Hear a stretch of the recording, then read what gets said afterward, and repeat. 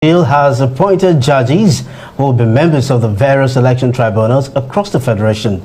This has set the stage for legal battles for these people contesting the results announced by the Independent National Electoral Commission, INEC. The president of the NBA, Yakubu Mikiao, has asked that the proceedings of the Presidential Election Tribunal should be broadcast live. Oh boy, my people, it don't read oh. The judges are set ready to listen to the petitions Peter Obi and Atiku petitioned against Tinubu. But Tinubu is nowhere to be found. They are busy looking for how they will get something against Peter Obi. That's why they doctored that leaked audio video. They said that it's for Peter Obi and Bishop Oyedepo, which is not true. Peter Obi has come out to debunk it, and Pastor David Oyedepo has also debunked it and said that's not his voice, that they never had such discussion. That is why he's nowhere to be found. He's busy looking for what he can get to use against Peter Obi. But Peter Obi is a clean man. He is clean, like clean. So he can go ahead and look for what he's looking for, but the judges are waiting for him. In fact, they are set. He is the one that they are waiting for. And glory be to God, they now said that it has to be televised live, like they have to show it on social media. Everybody have to watch. If you're in your house, you'll be in your house listening to the petition, how they're going to handle it, how the judges are going to. In fact, you will be at the comfort of your house and watch everything, my people. Let's just see. If you have not watched the video I dropped about the leaked audio video that they doctored and said is Peter Obi and Oyedepo's voice, please do go and watch it. It's the video before this very one, okay? Make sure you watch it so that you can follow, so that you can understand what is going on, okay? We still have good news because everything is going to be televised live, okay? Let's listen to this video. Has appointed judges who will be members of the various election tribunals across the Federation. This has set the stage for legal battles for these people contesting the results announced by the Independent National Electoral Commission, INEC. The president of the NBA, Yakubu Mikiao, has asked that the proceedings of the Presidential Election Tribunal should be broadcast live as a way of ensuring transparency of the trial. As the judges prepare to hear these cases, Nigerians are looking forward to a transparent and fair process. The question is, what will the tribunals do to engender trust and confidence in judicial outcomes? And of course, Dr. Sam Amadi, our news analyst, now joins us to really try to provide an answer to that question. Thank you, Dr. Amadi, for being here. And of course, the issue, we have to look at the issue that will confront the election petition tribunal, specifically that of the presidency, as it concerns, the conscious transparency, which of course a lot of people have said, INEC should have done better. So now it's up to the court, to all eyes. So looking at transparency and public trust, what should the tribunal be doing to ensure these two things are done, or at least seem to be done? Absolutely. I think, like they say, justice is not just done, but seem to be done. And from the public, who are not lawyers, who are not technical people, the optics is as important as the substance. The appearance of justice. Lawyers can go through the script and see the arguments of my lords on the panel, but the unknown lawyers will likely see more the optics, the science, the drama, and the symbolisms. So the first thing is that this is not just any other kind of electoral cases. This is also a case cases that are coming up in an election that seem to have mobilized and divided us a lot. So you see, we never had this level of, if you look at social media activism, look at youth participation, the numbers that registered tells a story around political awakening. And the country's at a juncture where the election parallels 1993 in the sense of candidates and some of the grand rhetorics that accompanied it. So what that means is that you're going to see, again, this is also a very low time for the judiciary. If you compare the judiciary now, especially the Supreme Court, and compare with 1980s, 85, 90s, this Supreme Court, this judiciary, not just Supreme Court, this judiciary has massive discredit. merited or not, it might not be their fault, but the perception, one, of judicializations, when the court upsets too many elections, people get worried. And when the reasons seem not to align with the public sense of electoral justice, it weakens further the confidence of the court. And don't forget that the courts trade on trusts. When we see the judge bewigged with looking stern, we convey the sense that this is a man who is likely going to act not on sentiment, but more on facts and theory.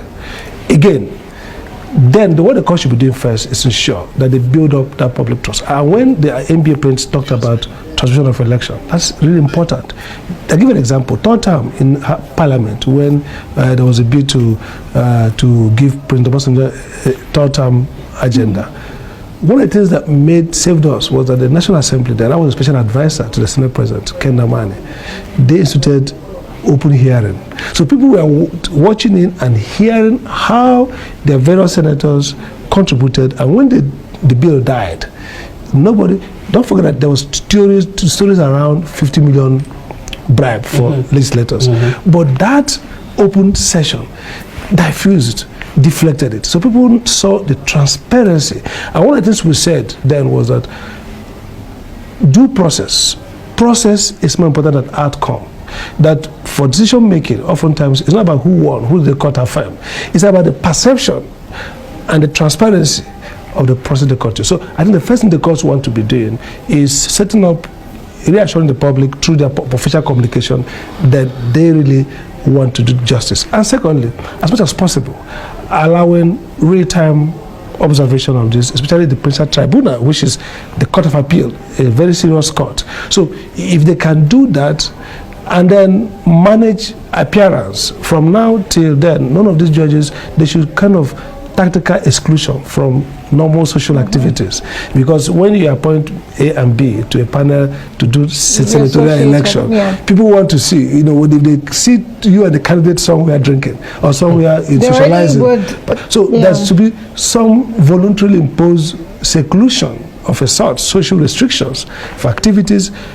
Because, look, judging from the Israeli school of law, which I belong to, is like, judges are like us, they live with among us. So people are going to attribute ethnicity, the identity issues, moral issues, comprehensive moral views to them as well. But the less we see them, entangled with those settings, the more we treat them with special wisdom and, oracular, quietude and objectivity. But the more we see them mingling, and the less we know what they are doing, the more conspiratorial. So I think that the best bet now for the court, not just for the candidates, to save the image, the biggest person on trial in this electoral cycle now, it was INEC. INEC failed that test and I passed the buck. Now, judiciary is on trial. So I think if I was managing the chief judge or the president of the Court of Appeal or the chief judge of Nigeria, I would be thinking more around how do we secure the integrity of the judicial system? Because we've seen that it will take us a long time to fix the electoral system. It takes a long time for the executive and the regulatory agencies to do their job. But we have a shortcut to democracy through the courts. So if the courts courageous, if the courts show a lot of integrity and willing to enhance public trust, we might be getting from the back door what we lost from the front door.